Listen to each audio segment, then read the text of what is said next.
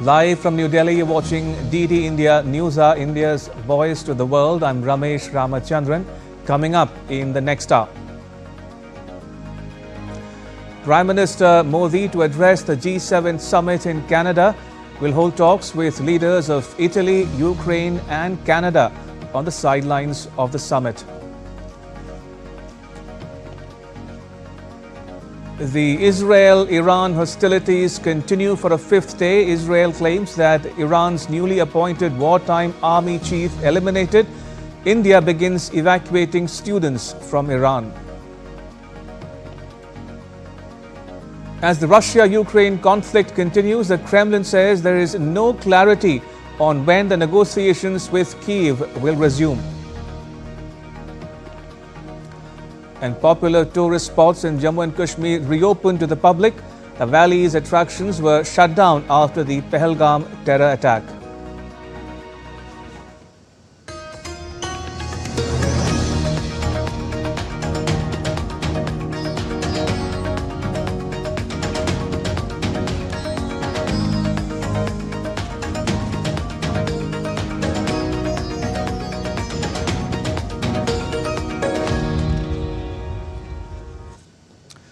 Prime Minister Modi is in Canada for the G7 summit. He will have discussions with other world leaders. The talks will likely focus on energy security, technology and innovation. Upon his arrival in Canada, PM Modi posted a message on social media platform X. He said, "Landed in Calgary, Canada to take part in the G7 summit, will be meeting various leaders at the summit and sharing my thoughts on important global issues. Will also be emphasizing the priorities of the Global South," unquote. Now, PM Modi is visiting Canada at the invitation of the Canadian Prime Minister Mark Carney. He reached Canada after successfully concluding a two-day visit to Cyprus. It is PM Modi's first visit to Canada in a decade. He's on a five-day, three-nation visit of Cyprus, Canada and Croatia. My colleague Amrit Pal Singh sent us this report from Canada. As the gathering of the leaders of arguably the most powerful 7 nations of the world, the Western powers, began here in the Rocky Mountains of Alberta, war continues to dominate the agenda of the G7. And it's not the Russia-Ukraine war alone, given the fact that President Zelensky has been invited to attend this time around. It is the latest Israel-Iran conflict that continues to dominate the agenda here in Canada. While Canadian Prime Minister Mark Carney wants to push his agenda for strengthening global peace and security, building critical mineral supply chains and creating jobs, issues such as US tariffs and the conflicts in West Asia and Ukraine continue to dominate the summit. Der Fortschritt des Irans. This issue, Iran-Israel conflict, will be very high on the agenda of the G7 summit. Am Freitag militärische Ziele. And this is an issue on which there are divisions within the grouping on how the conflict could be brought to an end. All that the G7 leaders could agree upon is to issue a joint statement calling for de-escalation. Canada has already ditched the idea of a comprehensive joint communique and is expected to issue chair summaries instead. Apart from the G7 countries, leaders from India, Ukraine, Mexico, Australia, South Africa, South Korea and Brazil will be attending the outreach session on June 17th. India's Prime Minister Narendra Modi is in Canada, marking the second leg of his three-nation tour after Cyprus. He will exchange views with leaders of G7 countries, other invited outreach countries, and heads of international organizations at the summit on crucial global issues, including energy security, technology and innovation, particularly the AI energy nexus and quantum-related issues. This is the 6th consecutive time that India has been invited as a G7 guest country, which speaks for itself about India's importance in the world. There will be discussions on the sidelines within the G7, or also on the sidelines with all the invitee countries, with the G7 countries. especially on topics of energy security, innovation, emerging technologies, quantum, AI, things which affect all of us today. The Prime Minister will also hold several bilateral meetings on the sidelines of the summit. Apart from India's participation in the outreach session of the G7, Prime Minister Modi's bilateral engagements with world leaders would be significant, especially the one with Mark Carney, which could well prove to be an opportunity to reset the ties between the two nations. With cameraman N.A. Sivakumar, this is Amrit Pal Singh for DD India in Alberta, Canada. The G7 expressed support for Israel and labelled its rival Iran as a source of instability in West Asia. In a statement issued late on Monday, the G7 leaders called for peace and stability in the region. The joint statement, backed by Trump and released by Canada, urged that the resolution of the Iranian crisis leads to a broader de-escalation of hostilities in West Asia, including a ceasefire in Gaza. The statement also said that Israel has a right to defend itself. It spoke about the protection of civilians as well. Now, Britain, Canada, France, Germany, Italy, Japan and the US also said that Iran can never have a nuclear weapon. The war between Iran and Israel, which began on Friday when Israel attacked Iran with airstrikes, has raised the alarm in a region that had already been on edge since the start of Israel's military assault on Gaza in October 2023. US President Donald Trump cut short his attendance at the G7 summit. He rejected claims that his early departure from the summit was related to efforts towards a ceasefire between Israel and Iran. Trump rebuffed France's President Emmanuel Macron's claims that he left the G7 summit to work on a ceasefire between Israel and Iran. Trump dismissed the assertion as incorrect, saying that Macron had no understanding of the real reason for his return, which he hinted was related to something far more significant. He added that whether purposely or not, Emmanuel always gets it wrong. Stay tuned, he said. Right, and joining me on the phone line from Kananaskis, the venue of the summit, is my colleague Amrit Pal Singh. Amrit, tell us more about the summit itself. What would be on India's agenda? Well, on India's agenda, when Prime Minister Modi intervenes or makes a statement at the outreach session this afternoon Canadian time, he would be speaking about energy security, the need to use technology and infrastructure to make access and affordability to that part of the world which needs technology to deliver development to its people. So he'll be laying out the priorities of the global south, pitching for Ramesh that this technological development should be narrowed, completely obliterated at this summit, but he would make a strong pitch for finishing this technological divide. Ramesh? And what do we know about PM Modi's bilateral meetings? The Prime Minister shall be meeting the world leaders.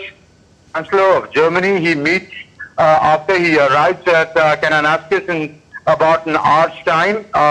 His first meeting is with the German Chancellor. He is also meeting Giorgia Meloni of Italy. He's meeting, he has a bilateral meeting with President Zelensky of Ukraine. And in the evening, he shall be meeting Prime Minister Mark Carney. Now, that's an important meeting because there is considerable interest in what could be the outcome of that meeting. Ramesh? And just to dwell on that last bit there, Amrit, sometimes what takes place on the margins of a summit becomes as important as the summit itself. In this case, talking about India-Canada ties, do you think this would lead to a reset of the bilateral ties? It could possibly be the beginning of a reset, Ramesh. I would look at it like that.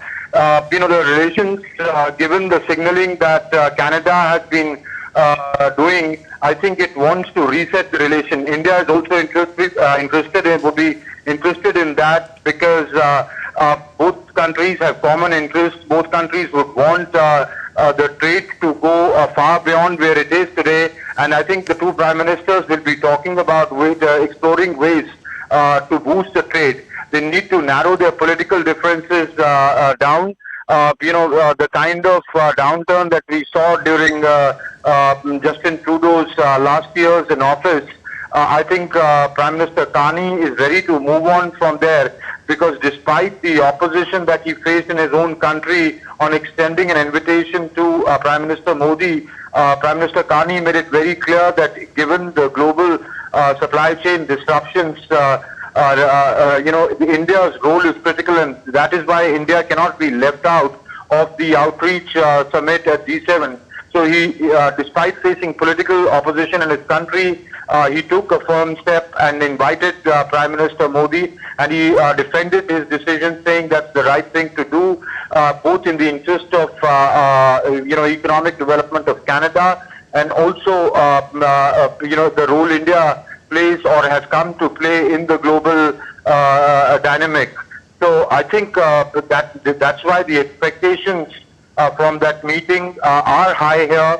Everybody is looking at that meeting that if all goes well, it could possibly be the reset of the relationship, or at least the beginning of that. Ramesh? Indeed, as you say, Amrit, all eyes on the beginning of a possible reset in India-Canada ties. We'll leave it there, Amrit. Thank you. Amrit Pal Singh reporting there from Kananaskis, the venue of the G7 summit in Canada. And still to come on DD India NewsHour, an expert take on the agenda and possible outcomes from the G7 summit. And police in Kenya fired tear gas at protesters amid growing public outrage over the death of a blogger in custody.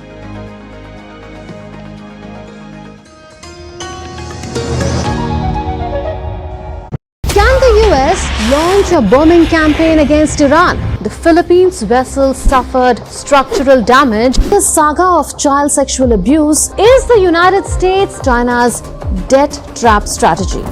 Truth is stranger than fiction. But sometimes hard to uncover.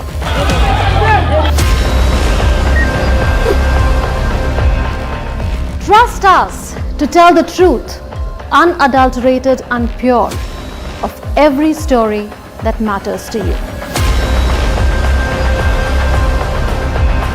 Exactly what saved your country. We read between the lines, cut the clutter, and connect the dots to get you the full picture. Watch Connecting the Dots at these times with me, only on DD India.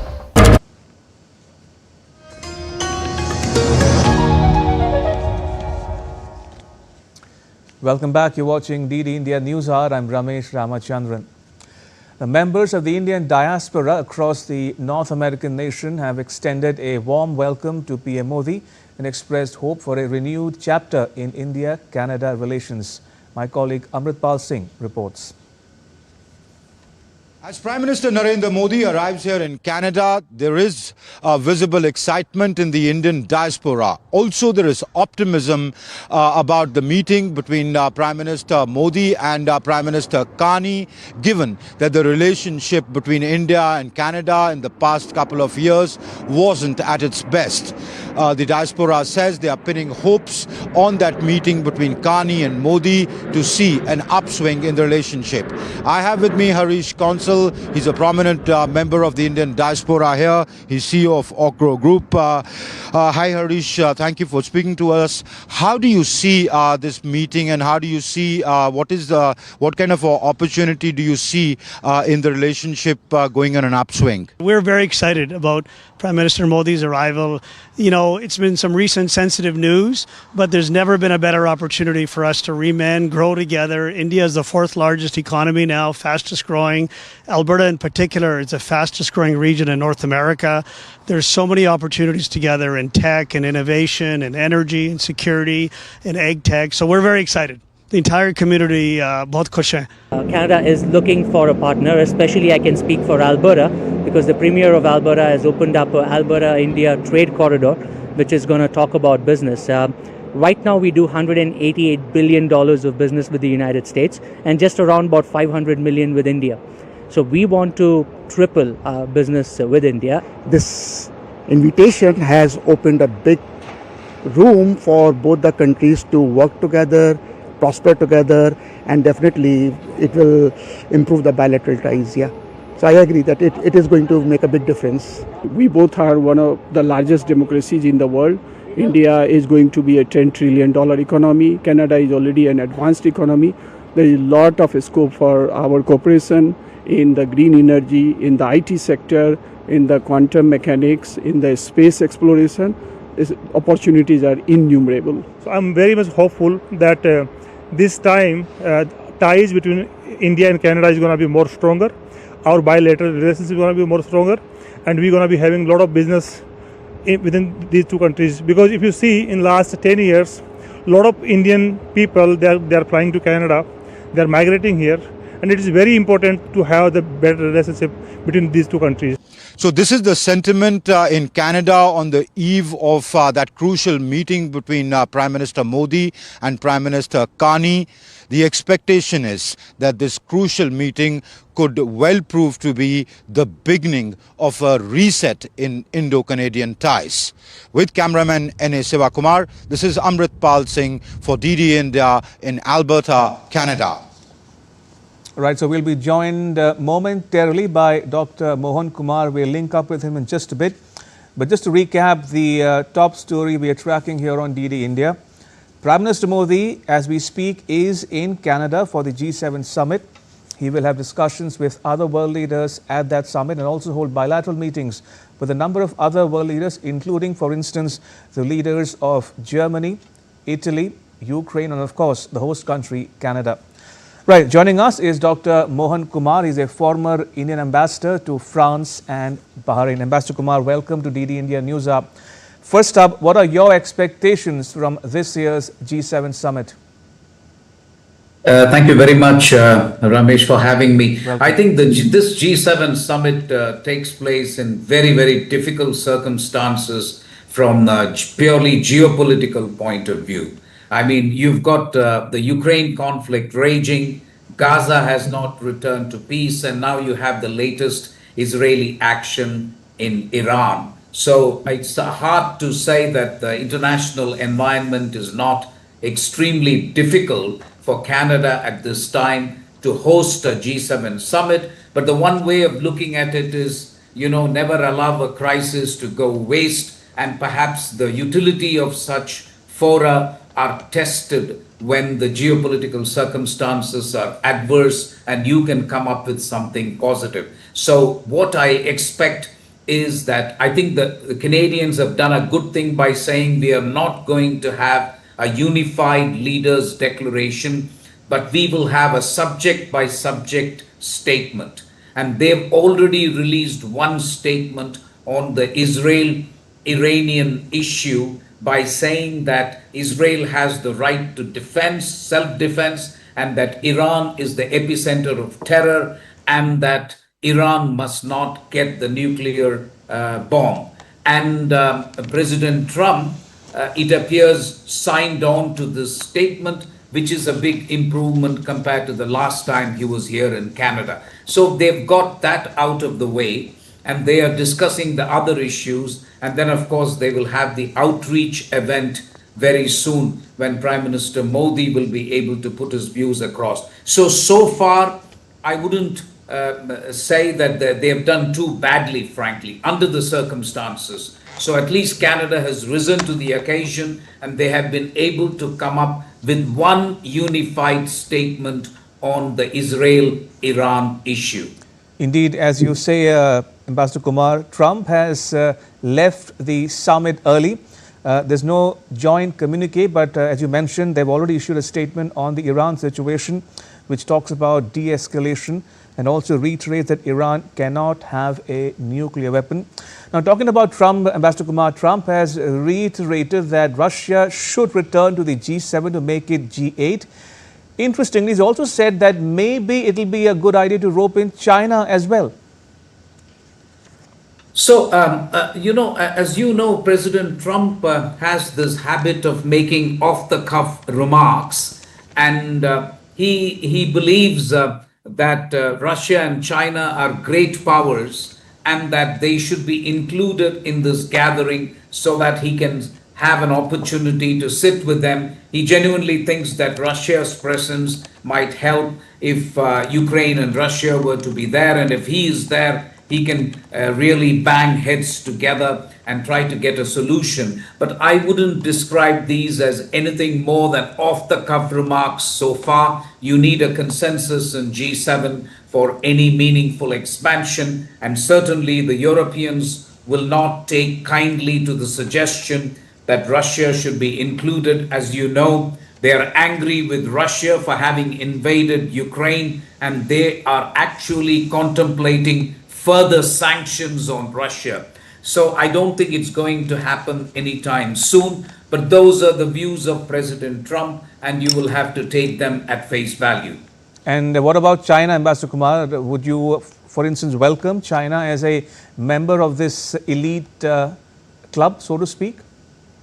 My personal view is that it goes against the grain of G7, which was about liberal democracies. I mean, there were two characteristics about the G7 when it was established 50 years ago. One, that it was actually the leading economies of the West, and secondly, they were all political democracies. Now, it's understood that this grouping has lost some of its luster and shine because the GDP share of G7 is no more what it was in its heyday. For example, in 1980, it was close to 70% of global GDP. Today, it is less than 30% or about 30%.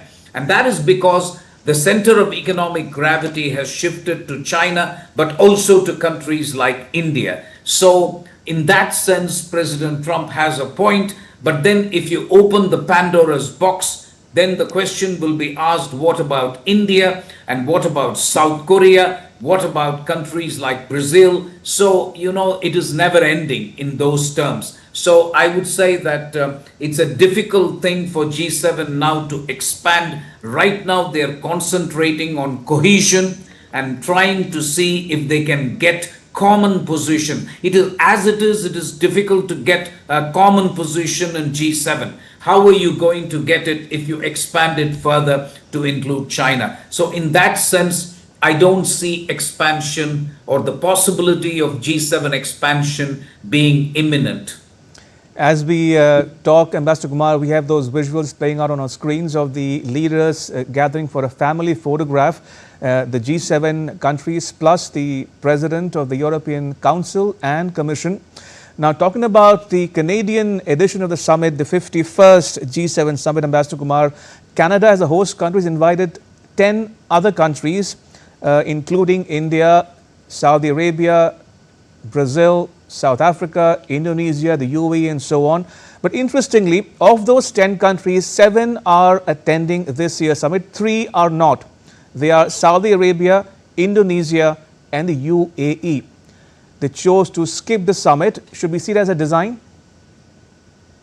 No, it's interesting that those three countries have chosen to stay out. Each country has a particular reason why it has chosen to stay off or stay away. I would say both Saudi Arabia and UAE will have stayed away because they know that G7 is going to condemn Iran and would side with Israel. Right. And for both Saudi Arabia and the United Arab Emirates, this would be a problem.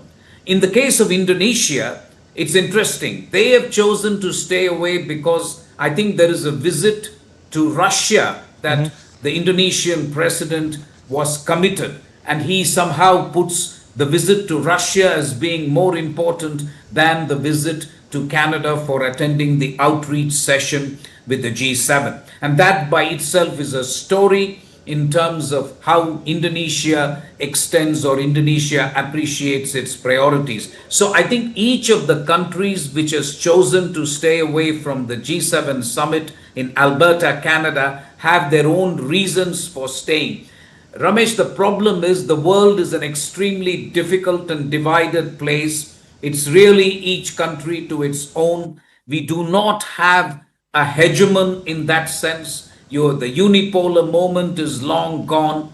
The liberal international order has collapsed, and you have different power centers in the world. So what you are seeing in many ways is a reflection of the fragmented multipolarity that you see in today's world. So in many ways, the G7 is a reflection of the actual state of the world today.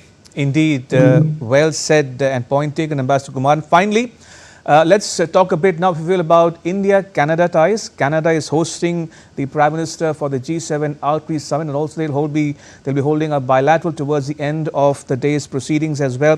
Do you think this visit of the Prime Minister might or could lead to a reset or the beginning of a reset in bilateral ties?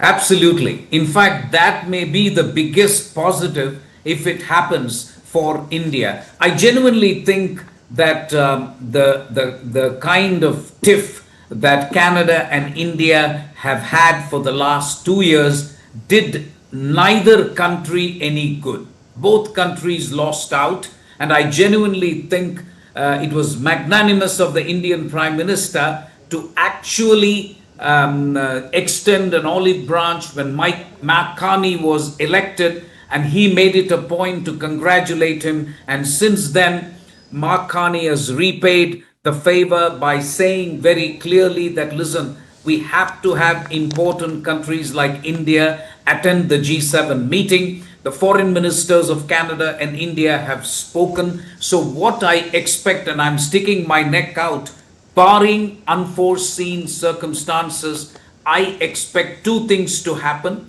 One, there should be an immediate restoration of high commissioners in both Delhi and Ottawa. And secondly, we should also try and see whether ministerial meetings can be resumed. So the diplomatic missions and their strength must be restored to the level of the High Commissioner, and ministerial meetings, if they can be followed up with ministerial meetings, it's time for Canada and India to put this entire episode behind and look at the future. In the world that we are in at present, I would suggest to you and the viewers that Canada and India need each other, and the relationship is an important one, and it is in the mutual interest of both countries to actually have a clear pathway to full normalization and to try and take the relationship to the next level. Very significant remarks there, Ambassador Kumar. As I say, watch this space. Thank you for joining us and sharing your thoughts and perspectives with our viewers at home and abroad. Thank you for your time. Much appreciated. Right, and now take a look at what else is making news around the world.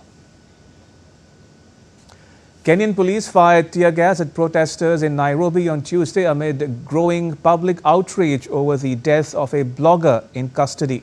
The incident has sparked national and international concern, with calls for an independent investigation into the blogger's death and broader police accountability. Mount Levotobi Laki-Laki, located on Flores Island in Indonesia, erupted on Tuesday, spewing a massive ash cloud.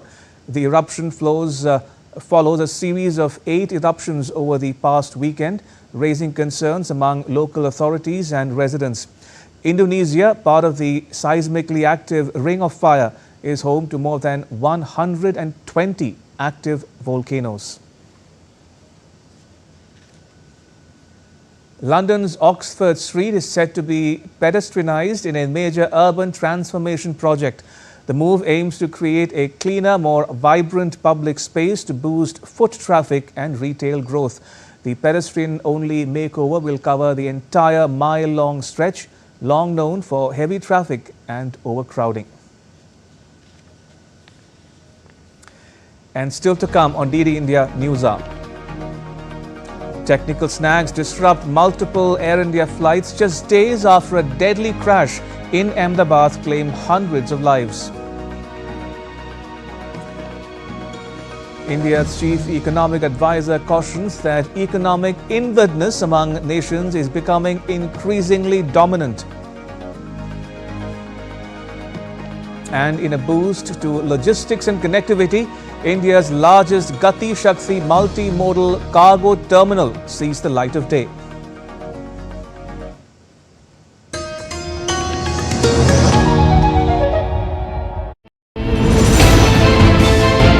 Geopolitics and trade deals.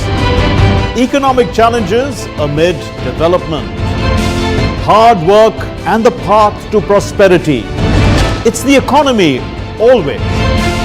Between walkers, money is what money does and says. Supply creates its own demand. Between the bulls pulls and bears tears. When supply chains globalization and India rises to the podium. We'll get you centered with the economic brief at 8 p.m. every Thursday on DD India.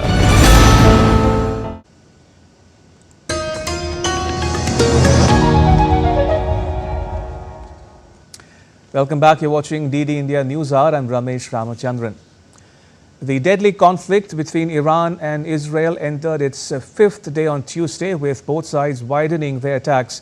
Israeli airstrikes have killed over 200 people in Iran, including some of Tehran's top military commanders, nuclear scientists and civilians. Rahul Upadhyay reports.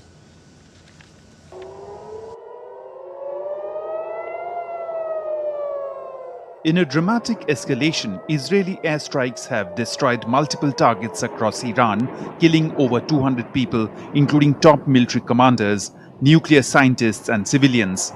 Tehran remains on edge as missiles continue to rain down. Israeli Prime Minister Benjamin Netanyahu has reportedly set his sights on Iran's supreme leader, Ayatollah Ali Khamenei, a move that signals an unprecedented shift in the already volatile power struggle. The course of the negotiations, while they were negotiating with the United States, the supreme leader of Iran, Ayatollah Khamenei, tweeted almost every day, "Death to Israel." The talks were merely a facade. Israeli Defense Minister Israel Katz issued a video on Tuesday warning Iran's supreme leader, Ayatollah Ali Khamenei, could face the same fate as Iraq's Saddam Hussein. I warned the Iranian dictator from continuing to commit war crimes and fire missiles at Israeli citizens. He should remember what happened to the dictator in the country neighboring Iran, who took this path against the state of Israel. We will continue today as well as to operate against regime targets and military targets in Tehran, as we did against the Propaganda and Incitement Broadcasting Authority. Meanwhile, US President Donald Trump urged all citizens to evacuate Tehran immediately. President Trump also said he wanted a real end to the nuclear problem with Iran giving up entirely on nuclear weapons.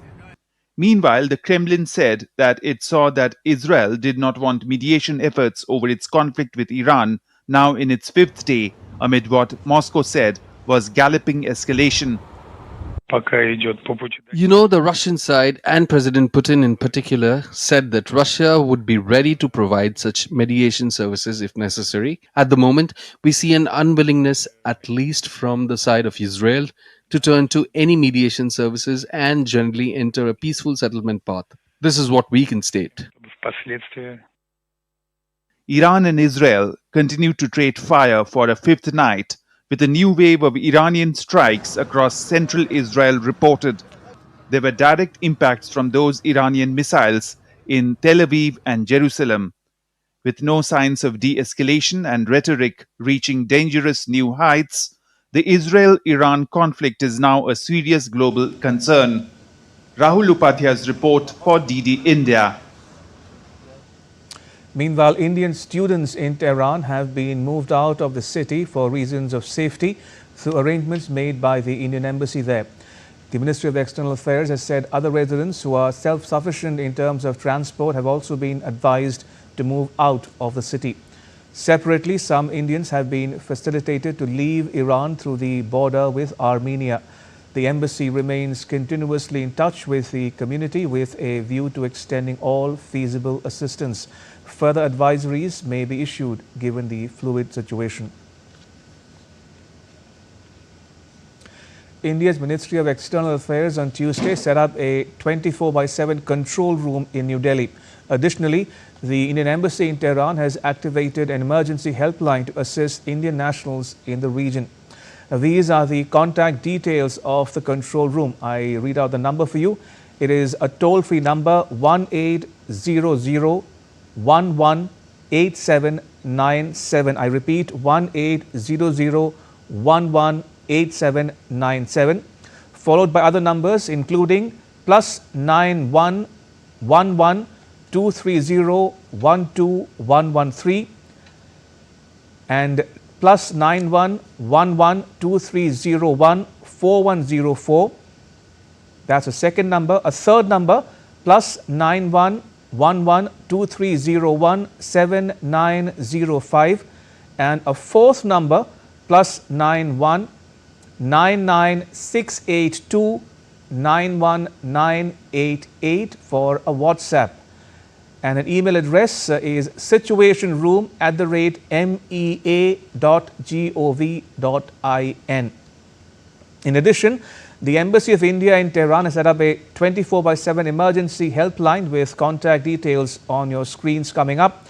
For calls, one can dial +98 91281 09115. I repeat, +98 91281 09115 and +98 91281 09109. I repeat, +98 91281 09109. Also, some other numbers on WhatsApp: +98 9010 44557. A second number +98 901 599 3320. A third number +91 80868 71709. These are for WhatsApp numbers.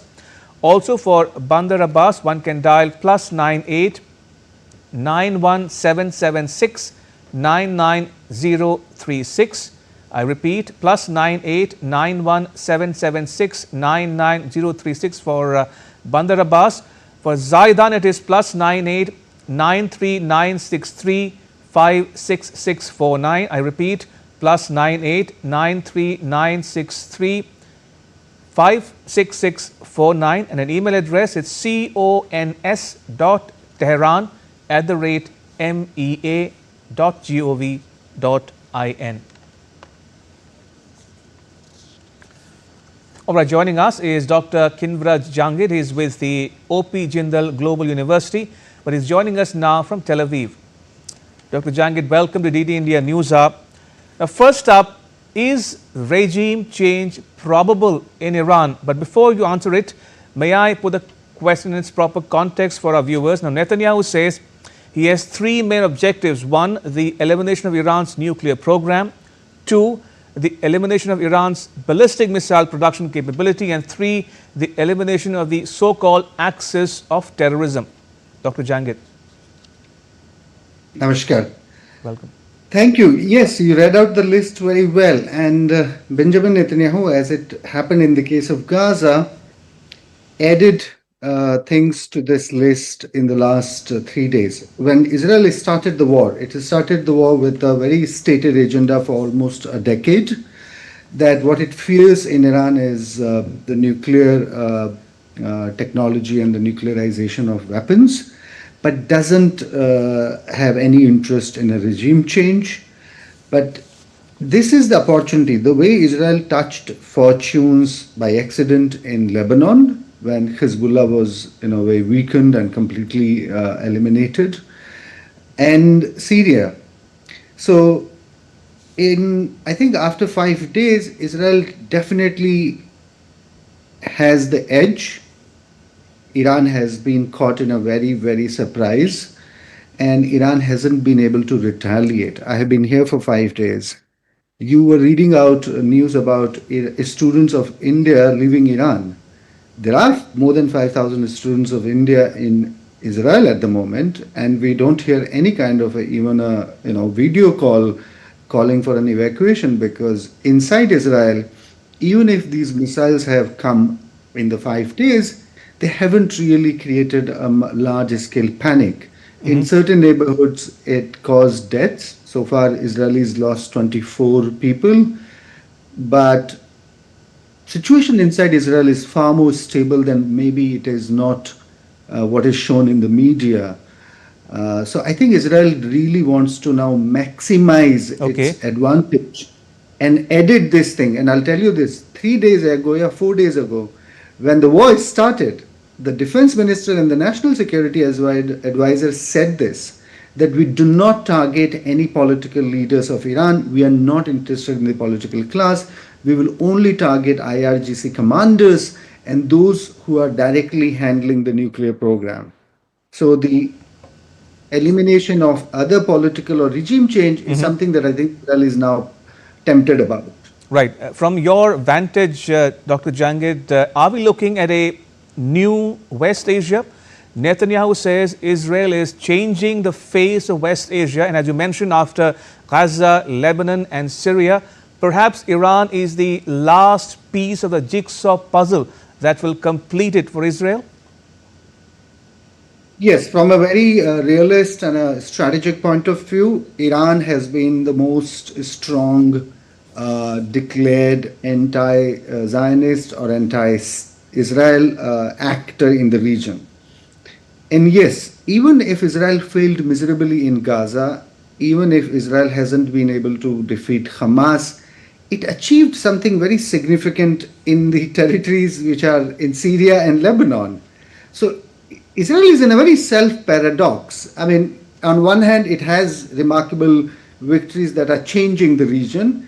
And yes, region will look really very different and new if Iran is really not able to survive this attack. Maybe the regime will fall, but even if the regime doesn't fall and Iran makes a painful compromise deal with America, as news is coming up in the last 2 days, that yes, Iranians have reached out to the Arab mediators and they want to get back to the deal.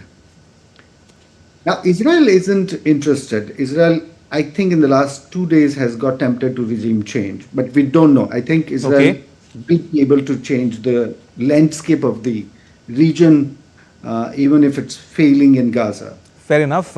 Now, going back to Netanyahu's first objective, the elimination of Iran's nuclear program, Dr. Jangid, reports say Israel's attacks on Iran's nuclear facilities at Natanz, for example, might not have destroyed the underground structure.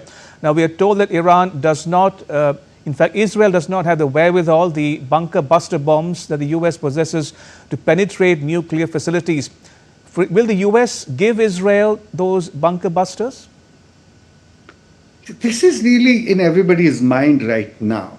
Fordo is that site which is under a mountain and deep in the ground. And Israel cannot even reach there. So the hope that Trump will join and provide this bomb to Israel is very radical hope, because that means Trump is going to be very sure that Iranian regime will not survive and he's providing the last straw. He wouldn't do that unless he knows something is radically, in a way, changing in the region. He will have to trust his own intelligence, American administration, not Netanyahu, because Benjamin Netanyahu does have a personal interest in pulling America into this war. And Donald Trump doesn't really want to get dragged into it. So that would be a decisive moment in the next, let's say, a week. Right. And the next big question confronting much of the world as we speak, Dr. Jangid, is does Iran want a nuclear weapon? Or will we know about it post facto, after Iran has gone nuclear? And two, how close is Iran to getting to a bomb? Israel says Iran is racing towards a bomb, but the US intelligence report says Iran is years away. So what's the truth? Nobody knows the truth about the Iranian nuclear program. Netanyahu has been saying for the last 10 years that Iran is weeks away from nuclear bomb. This very famous speech that he gave at UN showing a cardboard. Right. But anyway, I think as an Indian, what is very interesting is to understand the Iranian temptation for the nuclear weapons. Iran does want to be nuclear the way India wanted to be nuclear against the Western wishes. Ramesh, it's true. NPT was an unfair arrangement, and it remains an unfair arrangement for many non-Western countries. The Western countries didn't abolish their nuclear weapons, and they wanted nobody else to get this privilege. Right. As India got nuclear under American sanctions to fulfill its sovereign wish, Iran has the same legit right. And India, that's why, supported this till about 2008 when India had to go for Indo-US nuclear deal, and then it started voting against the Iranian nuclear program at the United Nations. So in principle and in practice, Iranian nuclear program doesn't threaten the world peace. However, Iranian foreign policy got something more than the nuclear ambition. It got this complete anti-Americanism, it got this complete anti-negation, negation of the Israeli state, and a very declared war against the state of Israel. So Israel has reason to fear an existential war with Iran, because it doesn't recognize or it doesn't even accept the Israeli state, and it created these proxies in the region for the last 2 decades to fight against Israel. So I think had Iran, let's say, had Iran been India, it didn't threaten another state like Israel, it didn't create proxies in the Middle East to threaten other Sunni Arab states, had it not have this Shia revolution to scare other sections of the Muslim societies. And by the way, in 1950s, the very first nuclearization in Iran happened with the American and the French assistance. There was a Shah of Iran from 1953 till 1979. And they called that collaboration, it was a collaboration between American, French, and the Iranian Shah. And they called it Atoms for the Peace. Iran at that time was an ally of America.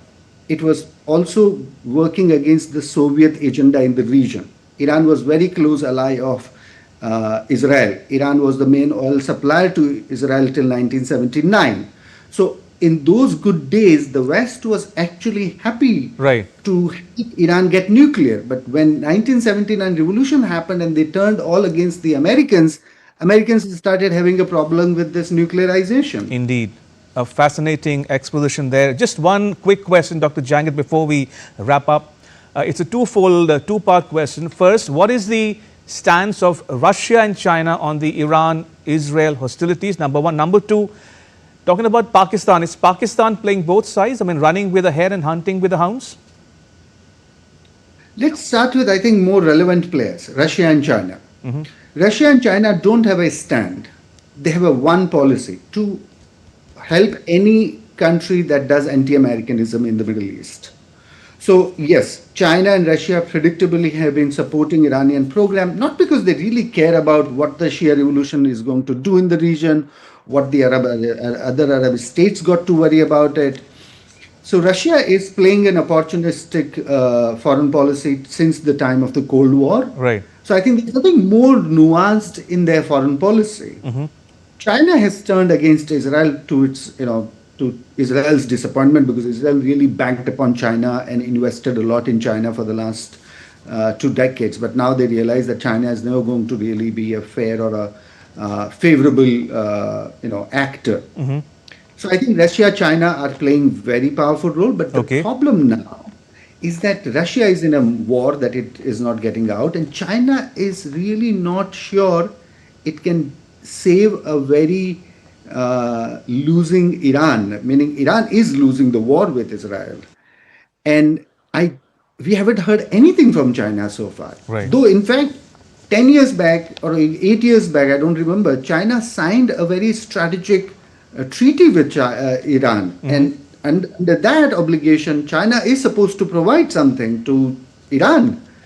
But China has really completely not taken responsibility for Iranian, national security in this episode. And Pakistan, I wouldn't say much. It's really not a country that anybody takes seriously in the region or in the Western world. All right, fair enough. We'll wrap it up, Dr. Jangid. Thank you for joining us and sharing your perspectives with our viewers around the world. Thank you. Thank you. In other news, Ukraine on Tuesday slammed the lack of an adequate reaction from the world to Russia's strikes on its soil after an attack on Kyiv killed at least 16 people.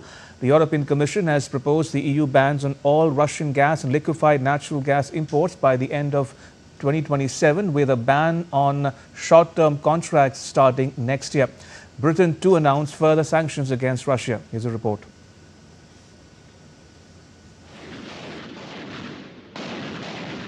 As the Russia-Ukraine conflict drags on, the Kremlin on Tuesday said that there was no understanding of when the next direct negotiations with Kyiv would take place, adding Russia had fulfilled all its obligations agreed to in previous talks held in Istanbul on June 2.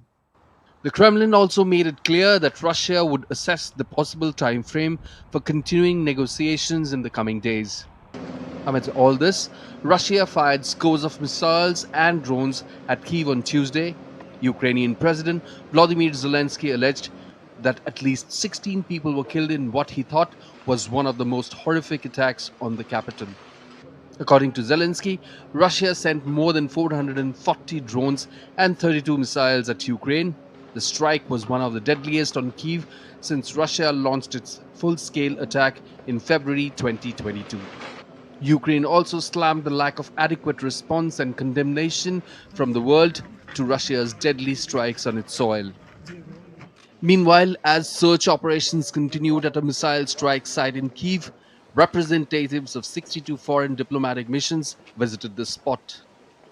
Also, Britain on Tuesday announced further sanctions against Russia. The latest sanctions targeted 4 individuals, 6 entities and 20 ships, including oil tankers, marine-related companies and suppliers of goods to Russia, particularly electronics.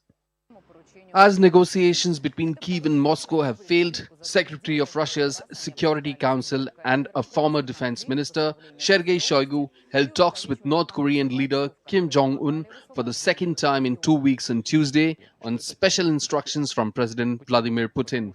Shoigu previously visited Pyongyang and met Kim on March 21 and June 4, as Moscow and Pyongyang came close in the face of a situation which both nations termed as hostile West. Bureau Report, DD India. Now the news, Jammu and Kashmir's Lieutenant Governor Manoj Sinha has announced the reopening of major tourist spots in the Union Territory that were temporarily closed following the 22nd April terror attack in Pahalgam. The decision follows a comprehensive assessment of security. The destinations include Betab Valley, Verinag, Kokarnag, Achbal Mughal Gardens and parks in the Pahalgam area. In Srinagar, Badamwari, Duck Park and Taqdeer Park near Hazratbal have also been reopened. And that's all for this edition of DD India NewsHour. Let us know your thoughts on the news of the day. You can get the latest news and updates on the DD India mobile app. It's available on both Android and iOS platforms. Scan the QR code that is now on your screen to download it. And we'll be back with more news as it breaks here on DD India. I'm Ramesh Ramachandran from all of us here in New Delhi. Thanks for watching DD India NewsHour.